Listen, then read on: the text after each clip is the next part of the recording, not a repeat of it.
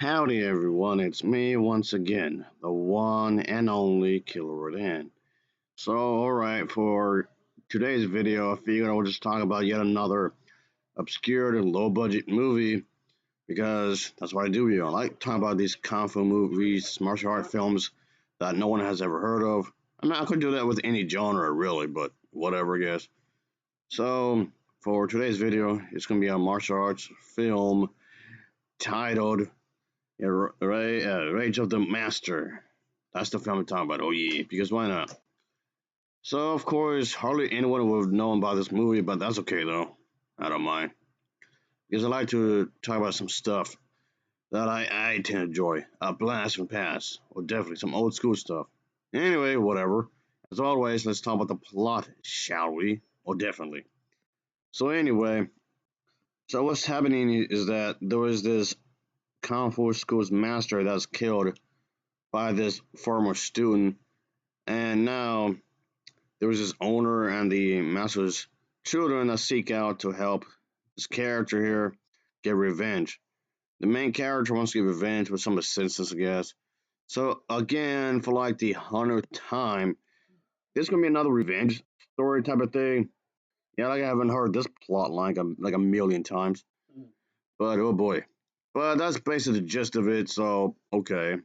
So the main character is pretty damn pissed. So the setting of this movie is in China, and uh, about maybe the 18th century. So one of these types of movies that takes place in an ancient Asian place and whatnot. Which I kind of like these old kung fu movies where it takes place in an ancient area somewhere in Asia. I like this, and it's in some unnamed town, and there's like this martial arts institute, this school for inspiring kung fu students, and it's run by this individual, this middle-aged man and his family, of which his wife and his daughter live in the school with him, of course.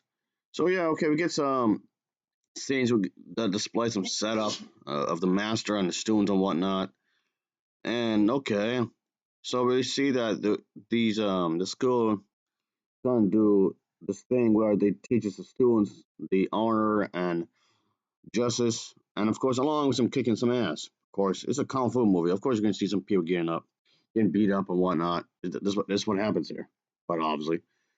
Anyway, so okay, so we get to see that there was these bunch of bad people in here.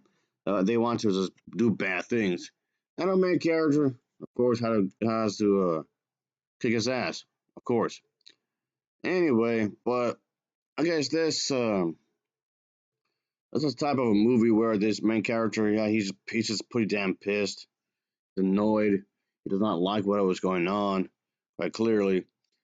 And yeah, but that's about it, really. I mean, the school was also used quite a few times anyway.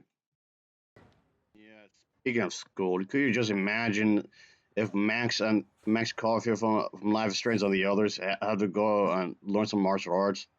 Because I'm saying that because I'm asking that because uh, the school setting seems to be like a common thing when it comes to this martial arts stuff. Like somebody's teacher gets disrespected, and the student has to kick their ass.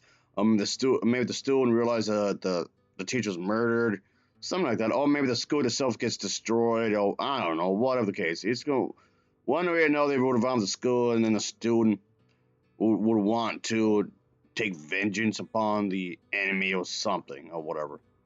Ugh. Yeah, that seems to me like a common thing. That's like another overused setting for these martial arts type of thing. This was even in a Bruce Lee movie.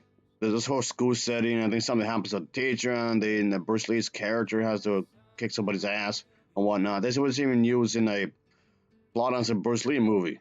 So, so as a result, this was also used as a setting for like a bunch of these low budget, really obscured B movies, I guess. And like, holy shit, maybe it's just me, I guess. I've watched these movies so damn often. I just will notice some patterns, I guess. Maybe it's just me. I don't know. Maybe I'm just being overly observant or something, I guess. But it's something I've picked up because I've noticed this this kind of threads and these patterns in these type of kung fu movies, I guess. I guess this is the way to make the characters seem rather honorable to some extent, I guess. I don't know, whatever. Just thought I'd just say that real quick, I guess. But yeah, I just thought I'd say that because it seems kind of crazy in that regard and whatnot. And I just thought I'd talk about this kind of stuff because, again, I tend to review the lesser known martial art movies compared to more, I guess, mainstream kung fu movies. I mean, I've done it with a lot of genres. I tend to seek out I guess, the more lesser known, if that's the proper wording, the lesser known stuff, really. Because it's my channel and I do whatever the hell I want. I mean, that's just me, though, I guess. I tend to just go against what's popular, I guess, and whatnot. I know a lot of people out there much rather talk about the more well known kung fu movies and whatnot, but which I really don't want to. Because for one, I like to do what I want. Okay, I do what I want, and just the more recent stuff, when it comes to martial arts, you just don't feel the same. Not really. You just don't come off like how it was once back then and whatnot. I know. I understand. Like a lot of people nowadays may not want to watch like these movies because well they're old and they're low budget, so it might have it may not have the same appeal to like a lot of people would otherwise, I guess. I mean, okay, yeah, I do realize they may not be the most fanciest type of filmmaking. They may not have the biggest budget. They may not have like the fanciest equipment to make these movies and whatnot, to make them like really pristine. Which I do realize that it's not like one of those type of stuff. Quite obviously, I realize that. I know that these types of movies tend to have what's the word I'm looking for? Oh, yeah, limited production, like very limited.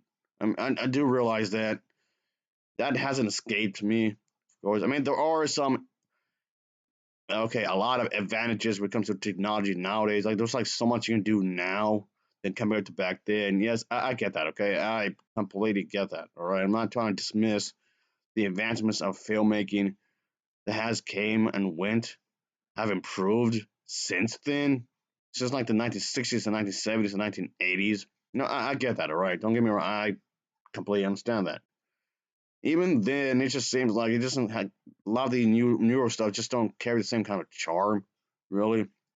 And by the way, folks, I don't think I've said this already, but I'm talking about the original version of this movie. I'm talking about the actual unedited version of this movie, the way it's meant to be seen. In case you're wondering, and yes, I prefer these movies to watch these movies like that and whatnot.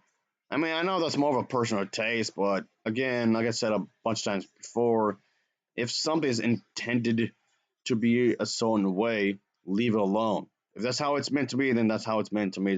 Don't try to tweak it in any kind of shape or form. I don't know, maybe just me. If that's how it's supposed to be, then that's how it's supposed to be. I don't know, whatever. Anyway, okay, I'll just say this real quick, I guess. As for the fight scenes, the fights is not too shabby. It's fine. The fights are not just fine the way they are. Of course, it's action packed, pretty fast paced. I like the fighting. The fighting is pretty well done in that regard. Well choreographed, as most of these tend to do quite clearly. All right, let me just wrap it up. All right then. So, not too shabby for all things considered, I guess.